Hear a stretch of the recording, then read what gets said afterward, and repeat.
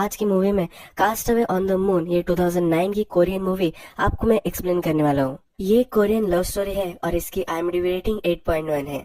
Suicide करने का एक फेल्ड अटेम्प्ट कर कर ये आदमी किस तरह से जंगलों में रहता है और फिर इसका लाइफ में क्या चेंज आता है, ये हम इस मूवी में देखेंगे। तो चलिए शुरू करते हैं। मूवी स्टार्ट होती है और वहाँ एक ब्रिज हमें दिखाया गया है। इस ब्रिज पर हमारा मेन कैरेक्टर खड़ा होता है। इसका नाम हम जेम्स रखेंगे। जेम्स ने अपनी क्रेडिट कार्ड कंपनी को कॉल किया होता है। उनसे उस पर कितना डेब्ट है ये वो पूछ रहा होता है। उस पर बहुत सारा कर्जा होता है। जेम्स बहुत ही डिप्रेस्ड होता है और जीने के लिए उसके लिए कुछ भी बचा नहीं होता, तो इसलिए अब वो पानी में कूद जाता है। जब इसकी आँख खुलती है तब ये शोर पर आ चुका होता है। जब वो उठता है और आसपास देखता है तो खुद से ही कहता है कि वो ढंग से मर भी नहीं सकता। रिवर के किनारे पर वो आ गया होता है। वहां से उसे पूरी सिटी दिख रही होती है। फिर वो एक बिल्डिंग देखता है और अपने आप से कहता है कि उस बिल्डिंग से अगर मैं छलांग लगाऊंगा तो मैं 100% मर जाऊंगा। अब जिस किनारे पर होता है उस पर वो छानता है यहाँ से बाहर कैसे निकले, ये वो एक वे ढूंढ रहा होता है। वो गोल गोल घूमता है और जहाँ गया था वही वापस आ जाता है। ये एक छोटा सा आइलैंड होता है। सिटी के बीच में ये आइलैंड होता है और आसपास पूरी नदी होती है। नदी पार कर कर अगर उसे सिटी में जाना होगा तो ज्यादा डिस्टेंस नहीं है, पर जेम्स को तैरना नहीं आता। अब इसे प्रॉब्लम है तो रात में वही सो जाता है। जब सुबह होती है तो एक बोट उसे दिखती है। उसे वो हाथ देने लग जाता है। एक टूरिस्ट बोट होती है तो टूरिस्ट को लगता है कि ये मुझे वेव कर रहा है, तो वो भी वेव कर देता है।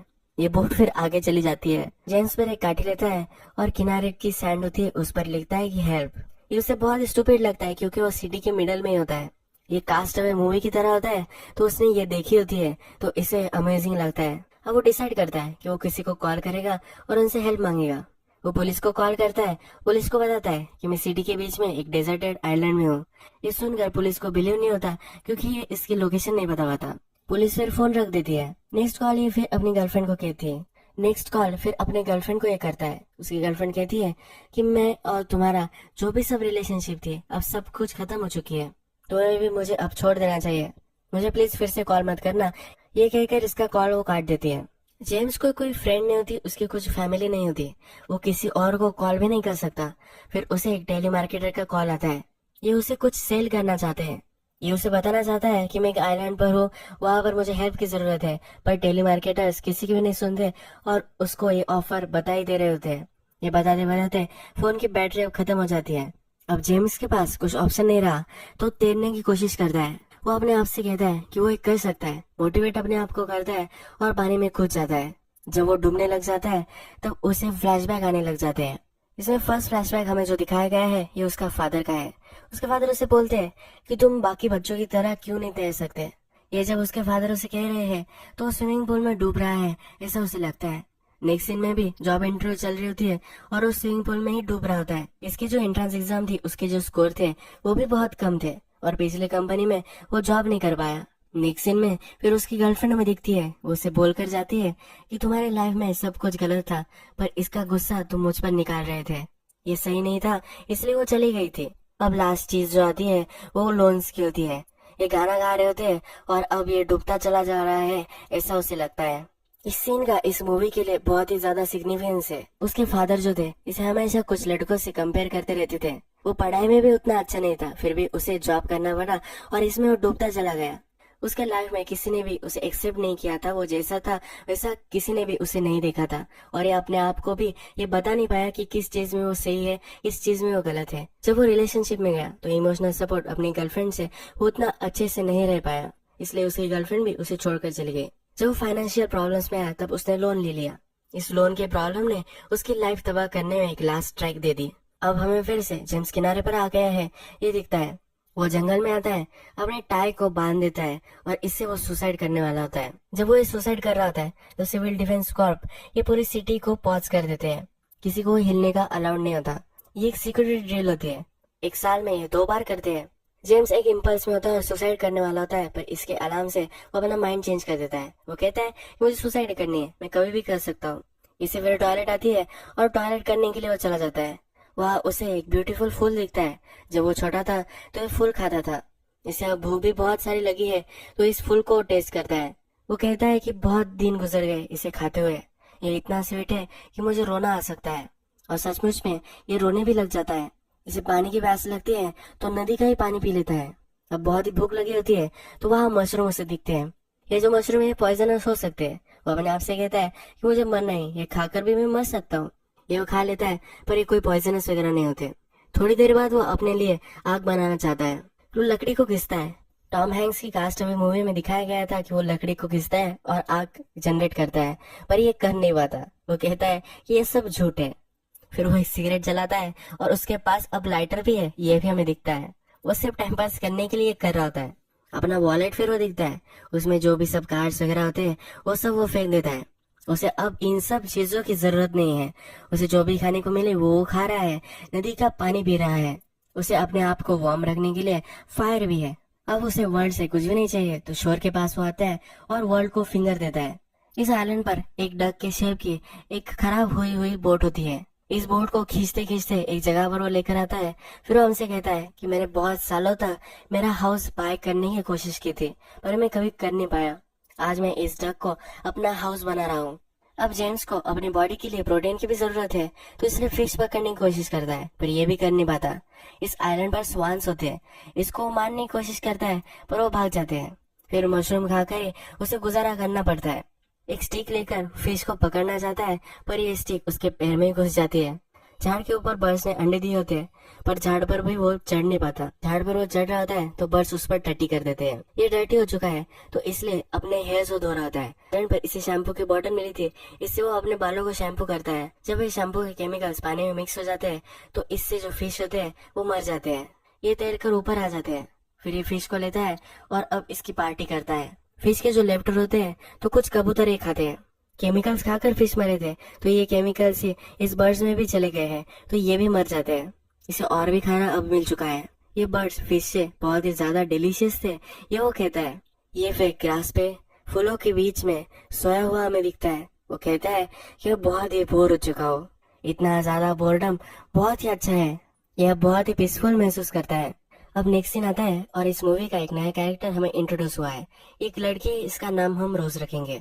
हमें फिर इसका रूम दिखता है। ये जो रूम होता है बहुत ही गंदा होता है और बहुत सारी चीजें यहाँ पड़ी हुई होती है।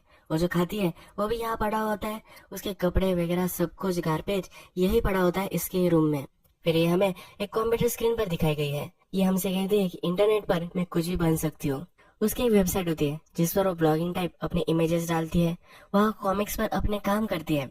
इसका कहने का मतलब होता है ये हमेशा इंटरनेट से अलग अलग फोटोज निकालती है और फोटोशॉप कर कर अपनी इमेज पर वो लगा देती है, अपनी साइट पर वो अपलोड कर देती है। वो कहती है कि मुझे जो भी अच्छा लगता है वो मैं कर सकती हूँ। मुझे अगर पर्स अच्छी लगी तो मेरे लाइफ में इसे डाल सकती हूँ। ये सब ऑनलाइन ही है, पर फिर भी इसे सेटिस्फैक्शन देता है। हम जब इसे नजदीक से देखते हैं तो इसके फोरहेड पर जला हुआ निशान होता है। इसके साथ कुछ हादसा हुआ था और उसके बाद से वो इस रूम से गई ही नहीं है। इसकी मदर घर से बाहर जाती है तो उसे कहकर जाती है कि उसने उसके लिए बहुत सारा खाना बनाया है। ये उसकी मदर से, इसकी फैमिली से भी बात नहीं करती। इसकी मदर जब चली जाती है तो खाना वो ले लेती है। ये फिर हमें कहती है कि 3 साल हो गए फिर भी मेरे रूम से बाहर नहीं गई। उसका शेड्यूल फिर वो हमें कहती है। वो कहती है कि मैं उठती हूँ और फिर मैं स्टेप्स लेती हूँ।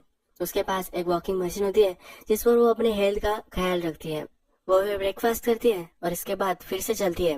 वो अपने कंप्यूटर में काम करती है। काम करने के बाद फिर से स्पेसिफाइड पैक्ड जो फूड होते हैं उसमें से ही खाना खाती है।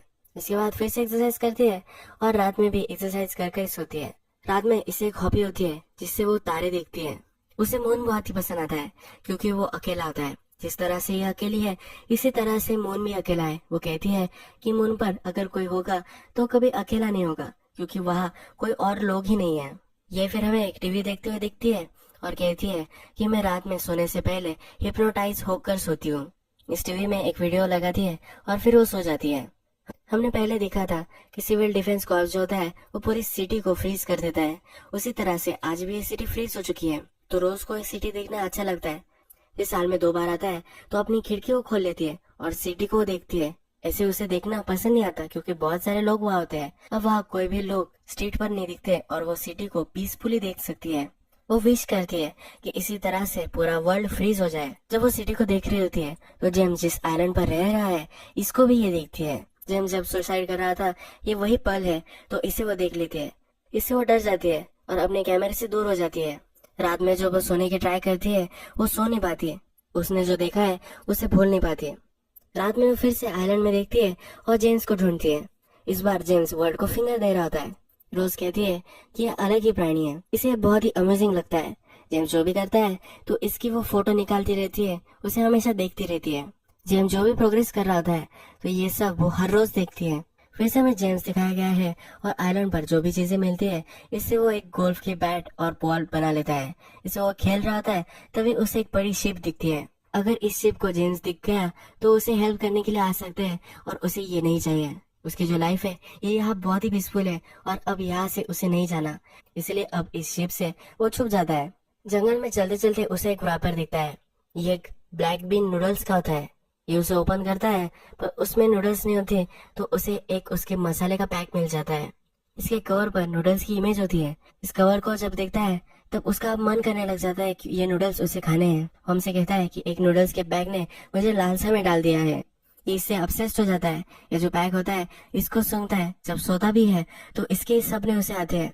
अब उसे लगता है कि इस आइलैंड पे भी वो नूडल्स बना सकता है। उसके आसपास जो भी सब प्लांट्स होते हैं उनमें से वो ग्रेन्स वगैरह निकालता है और इसे वो ट्राई करता है, पर वो कर नहीं पाता। जब रात होती है तो रिग्रेट करता है। वो सोचता है कितनी बार लाइफ में मुझे ये नूडल्स खाने को मिला था पर मैं हर बार ना कह देता था। छोटा होता है उसकी माँ उसे खिलाती है फिर वो ना कहता है।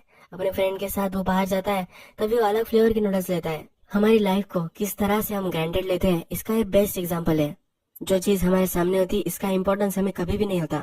अब वो हार जाता है और जो मसाले का पैकेट था उसे वो देखता है। वो सोचता है कि अगर वो इसे खा ले तो इसकी क्रेविंग मिट सकती है, पर वो अपने आप को रोक लेता है। वो जब सोया होता है तब उसे कबूतर की आवाज आती है। उसे फिर आइडिया लगती है। वो कहता है कि ये जो कबूतर है ये सीड्स वगैरह ही खाते हैं और ये इसको डाइजेस्ट नहीं कर पाते। कबूतर की जो भी सब टट्टी होती है तो इसमें उसे बहुत सारे सीड्स मिल सकते हैं। इसे अब वो स्क्रैप करने लग जाता है। इसे स्क्रैप अपने क्रेडिट कार्ड से करता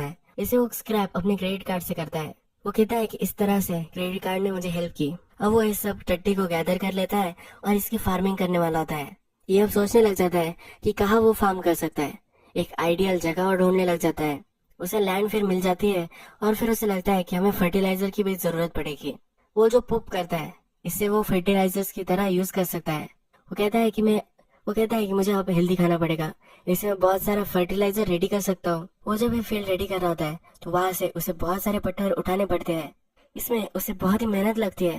वो कहता है कि जुरासिक पार्क में मस्क्यूटो से उसने डायनासोर बनाया था, उसके चांसेस ज्यादा थे। वो डिमोटिवेट फील करता है पर वो हार नहीं मानने वाला होता। वो कहता है कि मेरे पास बहुत सारा टाइम है, मैं और भी क्या करूंगा। ये काम कर वो बहुत ही स्वेटी हो जाता है। ये स्वेट जो वो पोंछने लग जाता है तो वो अपने स्वेट को टेस्ट करता है। वो खुद सॉल्ट जनरेट कर रहा है ऐसा उसे लगता है और उसके बाद अपने आप को चाटने लग जाता है। उसका जो सूट था इसे अपने प्राणों को बचाने के लिए एक पुतला बनाता है। वो कहता है कि ये सूट हमें पुतला ही बना देता है। ये जब शांति से बैठा हुआ होता है तब इसे रियलाइज होता है ये जो सब वो कर रहा है ये होपफुल है, इसलिए ये सब वो कर रहा है। फिर से रोज हमें उसके रूम में दिखाई गई है। ये जो भी सब उसके बात कर रहा था ये सब उसने देखा है। बहुत सारी इमेजेस उसने ली है। इसमें वो अपने आप को चाट भी रहा है। ये भी इमेज होती है। उसे एलियन लगता है। वो कहती है कि क्या मैं इसके वर्ल्ड को ज्वाइन कर सकती हूँ, क्या मुझे इनवाइट करेगा। इसे अब जेम्स से बात करने का बहुत ही मन करने लग जाता है। ये रात में अपने घर से निकलती है। अपने फेस वगैरह को सब इसने कवर कर लिया होता है। सिक्योरिटी गार्ड को भी वो डिस्ट्रैक्ट करती है और वहाँ से चली जाती है। थोड़ा सा भी ह्यूमन कांटेक्ट उसे अच्छा नहीं लगता। सिटी से छुपते छुपाते वो एक ब्रिज पर आ जाती है। उसके पास एक बॉटल होती है और इस ब्रिज से उसमें मैसेज डालकर वो आइलैंड में फेंक देती है। दूसरे दिन फिर वो कैमरे से देखने लग जाती है। जेम्स को ये नोट मिली या नहीं ये वो वंडर करती है। इसके बाद 3 महीने गुजर चुके हैं। जेम्स जो है अब वो मास्टर हो चुका है। इस नेचर में अच्छी तरीके से वो रह सकता है। फिशिंग कैसे करनी है ये उसे अब पता है। झाड़ पर चढ़कर अंडे कैसे निकालने हैं ये भी उसे अब आने लग गया है। वो फिश अंडे खाते हुए में दिखता है और उसके पास जो सॉल्ट होता है ये उसका स्वेट होता है। इस स्वेट इस बॉटल में वो भर के रखता है और इस बॉटल को वो छिड़कता है जब भी उसे सॉल्ट की जरूरत होती है। 3 महीने गुजर गए हैं और जब वो फील्ड में आता है तब उसे एक छोटा सा क्रॉप दिखता है। इसे देखकर बहुत ही खुशी होती है और इसे अब उसे प्रोटेक्ट करना है, इसलिए टूटे हुए कांच की बॉटल्स वगैरह वो ढूंढने लग जाता है। जब वो जंगल में घूमता है तब रोज का उसे मैसेज मिलता है। इसमें हेलो लिखा होता है। फिर वो रिवर की शोर तक आता है और जिस पर उसने हेलो लिखा था वो अंडा कहता है कि कौन होगा। अपने सूट से वो पुतला बनाता है, उससे वो बातें करता है। वो कहता है कि मुझे कोई देख रहा है, ये कौन हो सकता है। ये वो अंडा करता है। वो शोर पर एक स्टिक से मैसेज लिखता है। उस पर लिखता है कि तुम कैसी हो। रोज जो होती है 3 महीने तक इस मैसेज का वेट कर रही होती है। जब उसे मैसेज मिलता है तो बहुत ही खुश हो जाती है। फिर से वो बिल्डिंग से निकलती है और फिर से उसे मैसेज देने के लिए चली जाती है। जब वो मैसेज देकर घर आ रही होती है तब उसे एक प्लांट दिखता है। इस पर बहुत ही ब्यूटीफुल फूल होते हैं। इसे देखकर उसे बहुत ही पीसफुल महसूस होता है। उसे नींद की हमेशा प्रॉब्लम आती है, पर अब ये फूल देखकर उसे नींद आने लग जाती है। नेचुरल स्लीप वो आज लेगी। जेम्स को उसका मैसेज मिलता है, उस पर लिखा होता है फाइन थैंक यू और आप कैसे हो। जेम्स भी उसे फाइन थैंक यू लिखता है। जेम्स को फ्रेंड मिल चुका है तो उसे बहुत ही अच्छा लगता है। वो इंग्लिश बोलती है तो कोई भी हो सकता है। जेम्स जब वंडर कर रहा होता है तब उसे एक प्लांट में कॉर्न का प्लांट उग गया है ये दिखता है। ये बहुत ही खुश हो जाता है। उसे कॉर्न मिल चुका है और इससे वो नूडल्स बना सकता है। रोज को पता है कि जेम्स को क्या चाहिए। उसे नूडल्स खाने होते हैं तो इसलिए एक डिलीवरी बॉय को कॉल करती है। उसे उस आइलैंड पर जाकर वो डिलीवरी देने के लिए बोलती है। उसे इस आइलैंड तक पहुंचने में बहुत ही दिक्कत होती है। फिर वो पहुंच जाता है। जेम्स छुपा होता है, उसके पास वो चला जाता है। उसे कहता है कि एक औरत ने तुम्हारे लिए दिया है 3 डिफरेंट फ्लेवर्स के नूडल्स रोज ने उसके लिए भेजे होते हैं। जब ये डिलीवरी बॉय जाने लग जाता है तब जेम्स उसे रोक लेता है। उसे कुछ कहता है और ये डिलीवरी बॉय फिर वहां से चला जाता है। ये डिलीवरी बॉय फिर से रोज के पास आ जाता है। हमें पता है कि रोज किसी के लिए भी दरवाजा नहीं खोलती, वो फिर जाने लग जाता है। रोज फिर उसे रोक लेती है। उसे कहती है कि क्या उसने कुछ बोला। ये डिलीवरी बॉय कहता है कि उसने मुझे कहा कि ये जो नूडल्स है ये उसका होप है, ये उसकी आशा है। उसे नूडल्स खाने हैं, इसी आशा पर वो जी रहा है। ये फिर नूडल्स का पार्सल रोज ले लेती है। उसे बहुत ही टेस्टी अब लगता है। वो कहती है कि इसमें होप की टेस्ट है। उसे भी अपनी लाइफ में अब बेटर करना होता है। उसे भी होप पर जीना होता है। अब वो दरवाजा खोलती है। अपनी मदर को कहती है कि मुझे कुछ सीड प्लांट करने हैं। कुंडिया वगैरह वो बुलवाती है और अपने रूम में ये प्लांट करने लग जाती है। वो फिर जेम्स को और एक मैसेज लिखती है। उसने जो भी किया था इसके लिए वो सॉरी कहती है। जेम्स किनारे पर एक ड्राइंग निकालता है जिससे वो सांस से बच रहा है ऐसा वो डिपिक्ट करता है। बहुत समय तक वो तैर रहा है ऐसा वो प्रिटेंड करता है। उसे पता नहीं रोज कब देखेगी, इसी वजह से उसे बहुत टाइम तक ये करना पड़ता है। अब जरा टाइम गुजर चुका है और उसने जो कॉर्न ग्रो किया था अब उसके पास बहुत सारे आ चुके हैं। अब वो अपने लिए नूडल्स बना सकता है। कॉर्न वो निकालता है, इससे वो डो बनाता है, इसे कट करता है और बॉईल कर कर इससे वो नूडल्स बना लेता है। अपना मसाले का जो पैकेट था इसे वो इसमें डाल देता है। ये जब वो टेस्ट करता है तो वो रोने लग जाता है। उसने जो भी सब डिसाइड किया था अब उसने पा लिया है। रोज भी ये देखकर खुश होती है, उसे कॉन्ग्रेचुलेशंस करती है। रोज जो होती है वो एक छोटे से कंपार्टमेंट में सोती है। जब रात होती है तब उसे ये छोटा पड़ने लग गया है। वो बाहर आती है और बाहर आकर सोती है। एवरीडे जेम्स के एफर्ट्स देखकर अब रोज भी कुछ अच्छा करने के लिए इंस्पायर हो चुकी है। उसके जो भी सब इनसिक्योरिटीज थे, लोगों से वो बात नहीं कर पाती थी, अब ये भी वो कर रही है। फ्यूचर अहेड प्लान कर रही है और उसके कंफर्ट जोन से अब वो बाहर आ रही है। जेम्स जब अपने डग में बैठा हुआ होता है तो वो इमेजिन करता है कि रोज से बात करना कैसा होगा। वो उससे पूछेगा तुम कैसी हो, उसका नाम क्या है, वो कहाँ से है, क्या वो कोरिया से है, ये सब वो वंडर करता है और कॉल पर वो बोल रहा है ऐसा प्रिटेंड करता है। वो फिर किनारे पर लिखता है कि तुम कौन हो। उसे रोज के बारे में बहुत कुछ अब जानना है। रोज बॉटल लेती है और बीच से वो फेंकने वाली होती है पर वो कर नहीं पाती है। दूसरे दिन जब जेम्स पूरा आइलैंड ढूंढता है पर उसे बॉटल कहीं भी नहीं मिलती। रिजेक्शन का उसे दुख होता है और पूछता है कि क्यों उसने अपनी आइडेंटिटी उसे नहीं बताई। जब रात होती है तो रोज अपना कंप्यूटर दिख रही होती है। उसकी जो वेबसाइट होती है जिस पर वो सब फोटोज वगैरह लगाती है उसमें एक कमेंट में आ गया होता है कि ये जो कर रही है ये सब फेक है। रोज ने अपना फेस भी किसी और औरत से निकाल कर अपने फोटो पर लगाया होता है। कमेंट में एक आदमी इस औरत को जानता है और उसकी जो भी सब कम्युनिटी है अब इसे गालियां वगैरह देने लग जाती है। रोज हमें फिर से डिप्रेस्ड होकर जिस जगह पर वो सो रही थी वहाँ सोई हुई दिखती है। फिर हमें तूफान आया हुआ दिखता है। इस तूफान में जेम्स का जो डक होता है वो भी रिवर में चला जाता है। उसे वो पकड़ कर रखने की बहुत ही कोशिश करता है पर वो कर नहीं पाता। जेम्स के सब जो कॉस्ट वगैरह थे वो सब अब मिट चुके हैं। वो फिर अपने आप से कहता है ये बहुत ही कम था जो मैं पूछ रहा था, पर नेचर उसे ये भी दे नहीं रहा है ऐसा उसे लगता है। वो फिर शोर में रोज के लिए लिखता है कि बाहर में जाओ। थोड़ी देर में वहाँ ऑफिसर्स आते हैं। ये जो आइलैंड है इसको साफ करने के लिए वो वहाँ आए हुए होते हैं। जेम्स फिर वहाँ से भागने लग जाता है। उसे इसे आइलैंड पर रुकना होता है क्योंकि यहाँ रोज का उसे मैसेज आता रहता है।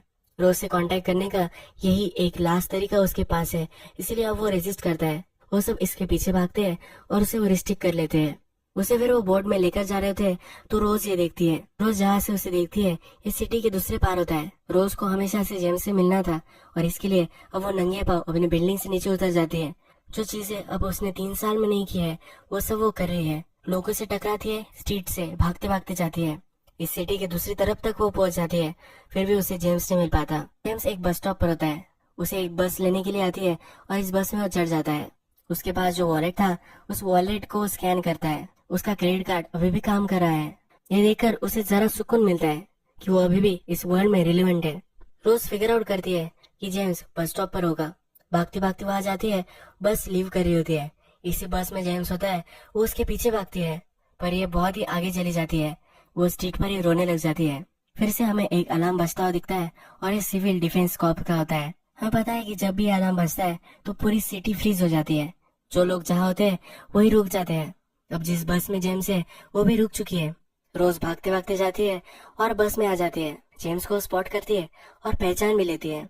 जेम्स उससे पूछता है कि तुम कौन हो, और वो अपना नाम उसे बता देती है। जब सीडी फ्रीज होने का टाइम खत्म हो चुका है तो बस चलने लग जाती है। रोज गिर रही होती है पर उसे जेम्स संभाल लेता है। इन दोनों का हाथों में हाथ हमें दिखाई दिया गया है और अब ये साथ साथ रहने वाले हैं। मूवी के लास्ट सीन में हमें बस और मून दिखाया गया है। वो मून के पास जा रहे हैं, एक दूसरे का सहारा अब उन्हें मिल चुका है, यह हमें अब पता चलता है। अब मैं आपको इस मूवी के एंडिंग के बारे में, इस कैरेक्टर्स के बारे में कुछ बताना चाहता हूँ। जेम्स जो था, एक कॉर्पोरेट में पूरी तरह से घुस चुका था और इससे उसकी लाइफ बर्बाद हो चुकी थी। वो कभी भी सही से जॉब नहीं कर पाया, रिलेशनशिप नहीं टिका पाया। जब वो डेजर्टेड आइलैंड में आया तब उसे रियलाइज हुआ कि उसे जीने के लिए कितनी कम चीजें लगती है। उसे फिर से जीने के लिए होप आ गया। उसे नूडल्स खाने थे, इसीलिए उसने बहुत सारे एफर्ट लिए। उसे रियलाइज हुआ कि हार्ड वर्क और होप, इन दोनों चीजों के सहारे वो इस लाइफ से जूझ सकता है। सर्वाइवल क्या होता है, इसका बड़ा एक्सपीरियंस उसे आया था। इसके ऑपोजिट कैरेक्टर रोज थी। उसके पास सब कुछ था पर फिर भी वो कन्फाइंड थी। वो एक मेंटल ब्लॉक में थी और लोगों से बात नहीं कर पाती थी। उसके साथ जब 3 साल पहले हादसा हुआ था, उसके बाद से वो पूरी तहस नहस हो चुकी थी। दुनिया को वो एक फेक लाइफ जी रही है ऐसा वो दिखा रही थी। जिस तरह से वो अकेली थी उसी तरह से जेम्स भी अकेला था। अकेलेपन पर वो उससे कनेक्ट कर गए और इसके बाद उसे देखने लग गए वो लाइफ के प्रति कितना पॉजिटिव है और कितना एफर्ट डाल रहा है। ये देखकर वो भी इंस्पायर हो चुकी थी। वो भी अपने लाइफ को अच्छा बनाना चाहती थी। इन दोनों ने बहुत ही अच्छे से ट्राई किया पर फिर तूफान आ गया। इस तूफान में रोज की रियल आइडेंटिटी पूरे वर्ल्ड को पता चल गई और जो जेम्स था उसके सब कॉस्ट वगैरह सब कुछ तबाह हो गया। उसे उस आइलैंड से भी निकाला गया। वो रोज से बात करना चाहता था। रोज भी उस आइलैंड पर रुकने के लिए उसके लिए एक होप थी, पर वो भी उससे छीन लिया गया। अब एक दूसरे से मिलने पाएंगे, इसी वजह से सब इनसिक्योरिटीज इन्होंने अपने मन से निकाल ली। रोज भागते भागते उसके पास आने लग गई। रोज जिस बिल्डिंग में रह रही थी उसी बिल्डिंग्स में जेम्स जाना चाहता था। उसने अपने कार्ड से जब पेमेंट किया तो उसे बहुत ही अच्छा लगा, क्योंकि इस वर्ल्ड में वो अभी भी रिलेवेंट है। रोज इस वर्ल्ड में रह रही है, इसी वजह से इस वर्ल्ड में रहने का उसे होप मिल चुका है। अब हमें पता है जेम्स को लाइफ में कोई भी प्रॉब्लम आए तो वो ऐसा डर कर भागेगा नहीं। फिर से सुसाइड करने का उसे मन में ख्याल भी नहीं आएगा। वो अच्छी तरह से इससे डट कर लड़ेगा और फिर से अपनी लाइफ एक ट्रैक पर लाएगा।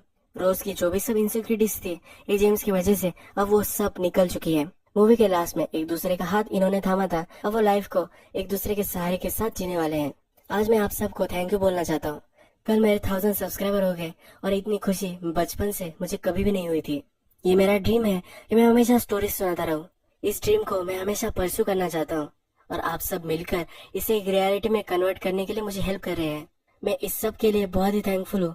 मैं और एक चीज के लिए खुश हूँ कि हम सब ने एक कम्युनिटी बना ली है। हम सब यहाँ कम्युनिकेट कर सकते हैं क्योंकि हम सब की हॉबी सेम है और एक सब्जेक्ट पर हम सब बात कर सकते हैं। एक बहुत ही ब्यूटीफुल चीज है। अगर आप सबका सपोर्ट रहा तो इस कम्युनिटी को और हम बढ़ा सकते हैं। अगर आपको ये मूवी अच्छी लगी होगी तो प्लीज इस वीडियो को लाइक कर दीजिएगा, सब्सक्राइब भी कर दीजिए, यानी कि आपको बहुत सारी मूवीज मिलती रहे और आप इस कम्युनिटी से जुड़ते रहे। बेल नोटिफिकेशन आइकॉन दबा दीजिए, यानी कि आप कोई भी वीडियो मिस ना करें। मैं आपसे फिर से मिलूंगा और एक नई मूवी के साथ। तब तक के लिए थैंक यू और अपने आप का आप ख्याल रखिए।